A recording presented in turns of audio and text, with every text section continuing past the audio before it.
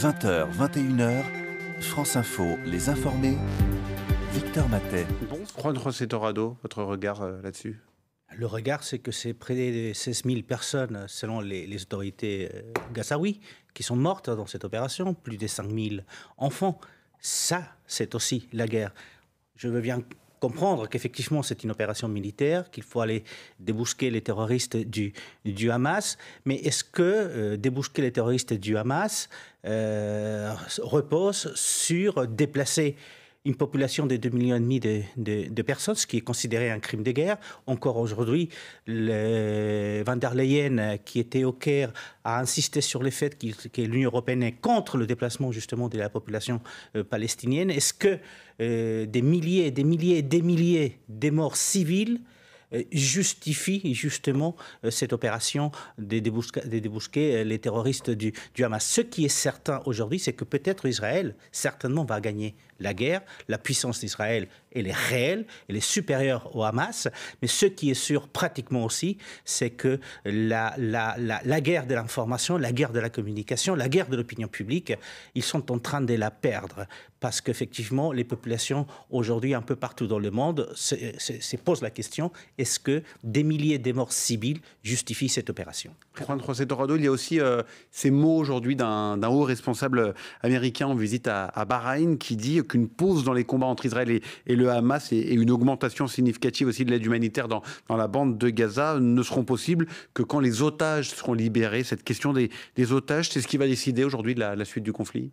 On ne sait pas si c'est justement les otages qui vont le décider. Ce qui est certain, c'est qu'avec cette déclaration, si on s'attendait à avoir une pause humanitaire dans les prochains jours, définitivement, elle est oubliée.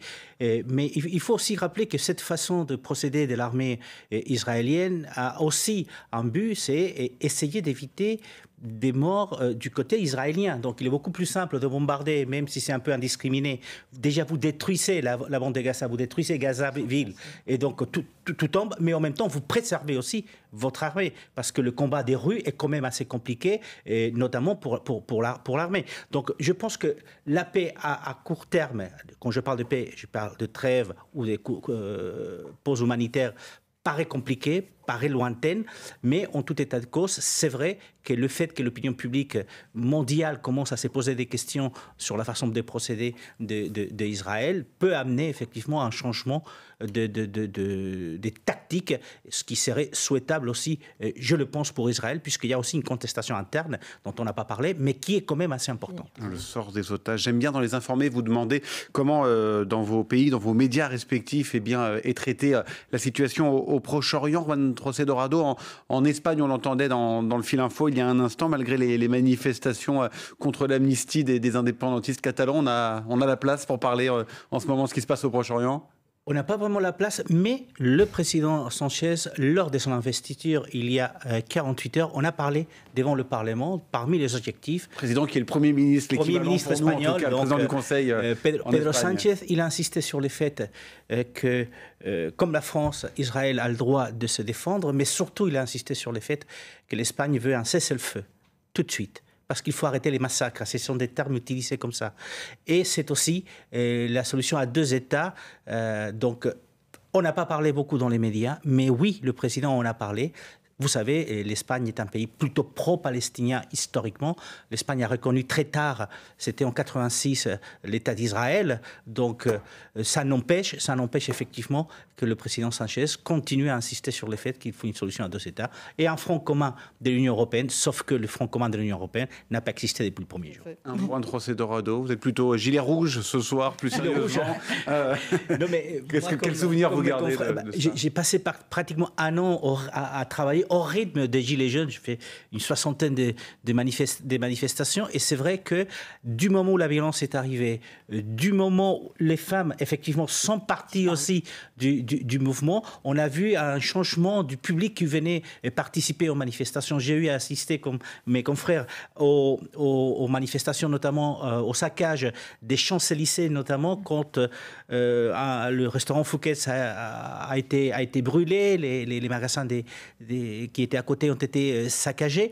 Et on a vécu professionnellement des moments très forts, très intéressants, mais en même temps, effectivement, on s'est posé la question, comment est-ce qu'on va continuer à couvrir ça quand nous-mêmes, journalistes, étant étrangers, parce que quand vous étiez journaliste étranger, on ne subissait pas la même violence que les journalistes français. Moi, quand je disais une télévision espagnole, là, ça allait, mais mes confrères français, malheureusement, c'était pas la même chose. Mais en Espagne, on avait quand même un certain regard, assez amusant et intéressé, parce que nous avons eu les indignés quelques années auparavant, et donc la différence entre les indignés espagnols et les gilets jaunes, c'était la violence. Il n'y a pas eu de violence en Espagne. Juan José Dorado, est-ce que vous êtes inquiet pour les bouquinistes?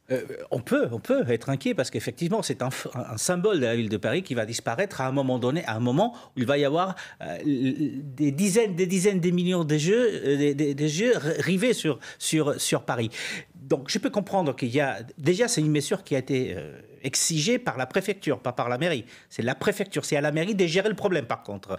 Alors, est-ce qu'il va y avoir des indemnisations? J'espère qu'il va y avoir des indemnisations. On ne sait pas combien. Espérons aussi que la mairie va faire les efforts nécessaires pour restaurer les boîtes qui sont en mauvais état. Parce que ça, c'est aussi... Peut-être aussi pour repenser l'installation au bord des... Ce qui a été dit, c'est que le test a été fait sur des boîtes qui étaient en bon état pour justement... Voilà, donc c'est très particulier. Mais ce qui est le plus dommageable, c'est si ces boîtes ne sont pas réinstallées après la cérémonie, qu'on attende 2 semaines, 3 semaines, 1 mois, 2 mois, 3 mois. Parce qu'à ce moment-là, hormis le manque à gagner, ça serait aussi l'un des symboles de Paris qui serait fortement touché. Donc attention aux bouquinistes, parce qu'ils sont quand même cette image de la France et cette image de Paris. Juan José Dorado, Anne-Elisabeth Moutet vous a un peu mâché le travail déjà en parlant du rapport de Napoléon avec l'Espagne. Alors je ne suis pas convaincu que les Espagnols vont aller en masse voir le film de Napoléon, justement parce qu'il y a cette guerre de l'indépendance, l'occupation napoléonienne entre 1808 et 1814, la guerre d'indépendance de l'Espagne, et les tableaux des Goya, les fusillades de Madrid. Mais c'est certain que les Espagnols, qui sont quand même un tout petit peu taquins, aiment bien se rappeler donc de cette victoire dans la guerre de l'indépendance, dès la défaite de Napoléon lors de la campagne de Russie, mais en même temps, on reconnaît que l'Égypte d'aujourd'hui ne serait pas la même chose s'il n'y avait pas eu la campagne d'Égypte. Donc, le film, je ne sais pas s'il va être un succès en Espagne. En tout état de cause, les Espagnols connaissent bien Napoléon, et à chaque fois qu'ils viennent des touristes à Paris, ils vont aux Invalides s'assurer qu'il est bien mort. Exemple contraire.